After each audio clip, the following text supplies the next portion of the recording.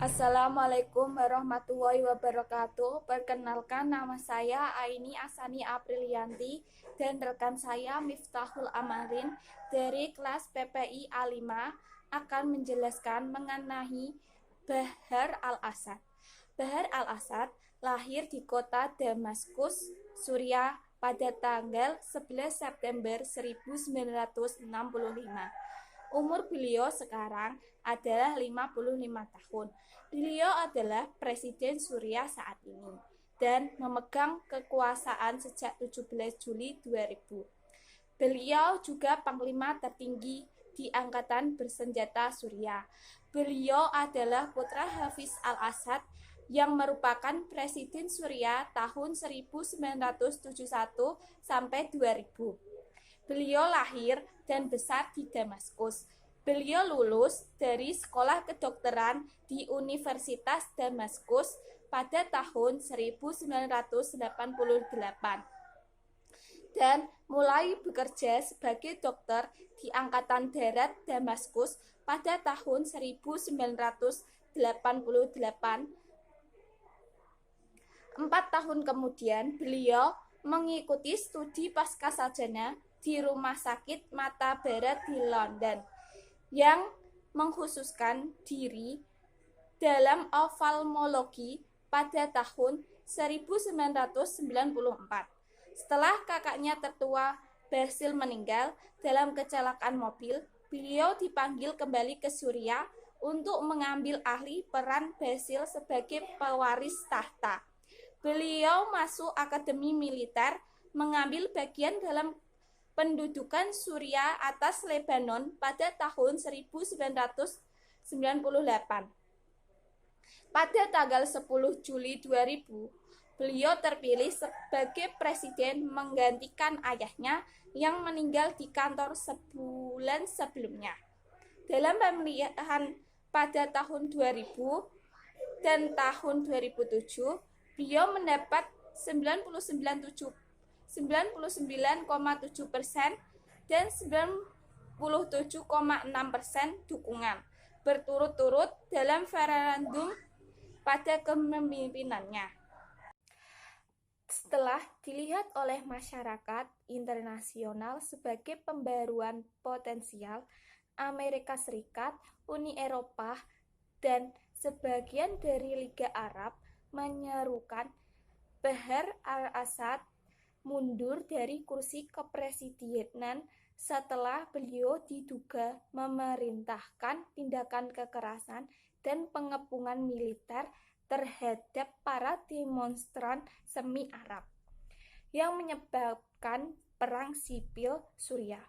Selama perang sipil Suriah, penyelidikan oleh PBB melaporkan menemukan bukti yang terlibat Bahar al-Assad dalam kejahatan perang dan kejahatan terhadap kemanusiaan.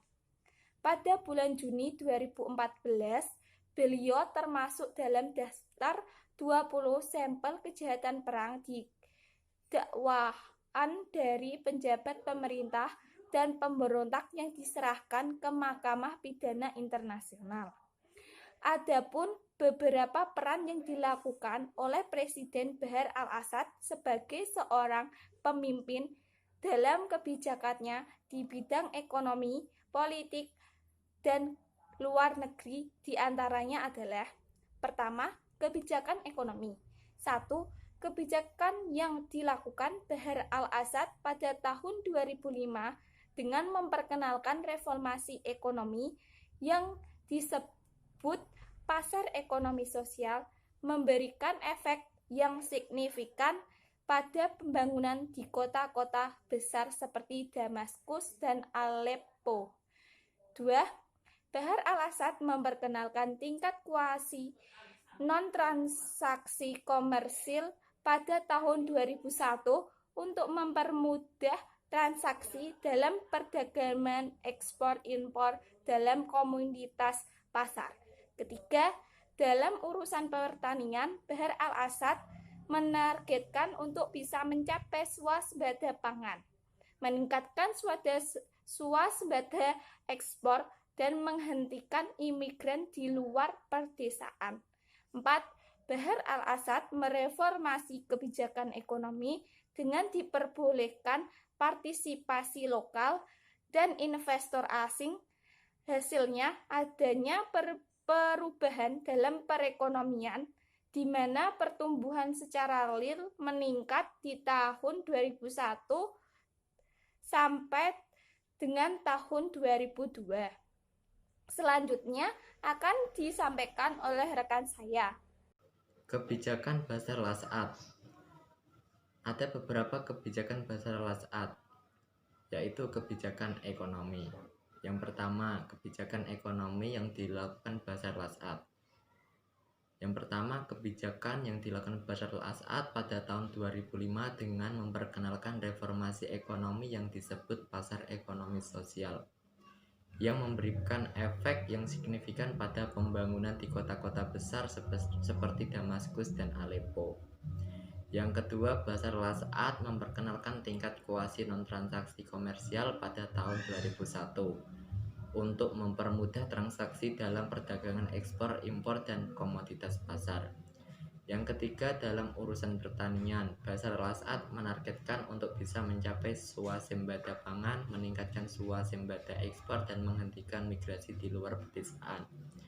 Yang keempat, Bashar al-Assad mereformasi kebijakan ekonomi dengan diperbolehkan partisipasi lokal dan investor asing. Hasilnya adanya perubahan dalam perekonomian di mana pertumbuhan secara real meningkat di tahun 2001 dan 2002. Terus juga ada kebijakan politik yang dilakukan Bashar al-Assad. Yang pertama, pada tahun pertama pemerintahan Bashar al-Assad, jika seseorang tersangkut korupsi tidak ditolerir. Kedua, pada tanggal 16 November 2000, pemerintah Suriah membebaskan 600 tahanan politik, anggota Partai Ba'ath Irak, dan membebaskan anggota komunis. Yang ketiga, pemerintah Suriah juga mensahkan pendirian surat kabar pertama Al-Dumari. Yang keempat, pemerintah juga melakukan hal yang sama dengan sayap dari Partai Komunis Suriah yang telah setia pada rezim Ba'ath untuk menerbitkan surat kabar atau suara rakyat. Kebijakan politik luar negeri. Yang pertama, dalam hubungan dengan negara-negara Teluk Arab, Iran, Mesir, dan Yordania terjalin dengan baik sehingga dapat membuka kembali kerjasama dalam bidang apapun. Yang kedua, perubahan politik luar negeri Suriah terhadap Lebanon pada tanggal 15 Oktober tahun 2008 dengan membuka hubungan diplomatik dengan Lebanon berdasarkan surat keputusan Presiden Suriah Bashar al-Assad untuk memuluskan jalan bagi pembukaan hubungan diplomatik penuh dengan Lebanon, serta memelihara hubungan persaudaraan kedua negara yang bersahabat untuk merespon aspirasi rakyat kedua negara. Yang ketiga, proses damai Bashar al-Assad yang ingin mengakhiri konflik dengan Israel dalam hal merebutkan daratan tinggi Golan agar tidak berkepanjangan serta tidak menimbulkan korban jiwa yang banyak di antara kedua belah pihak. Untuk nilai-nilai transendensi dalam kebijakan yang dilakukan Bashar al-Assad belum mencerminkan adanya nilai-nilai akhlak, akidah, serta tidak memiliki model agama yang kuat. Dalam jiwa Bashar al-Assad juga belum memiliki spiritualitas yang tinggi serta belum mempunyai dasar keimanan sebagai dasar kekuatan politiknya. Sehingga penulis menyimpulkan bahwa kebijakan yang dilakukan oleh Presiden Bashar al-Assad di Suriah belum sesuai dengan spirit dari politik profetik atau politik kenabian.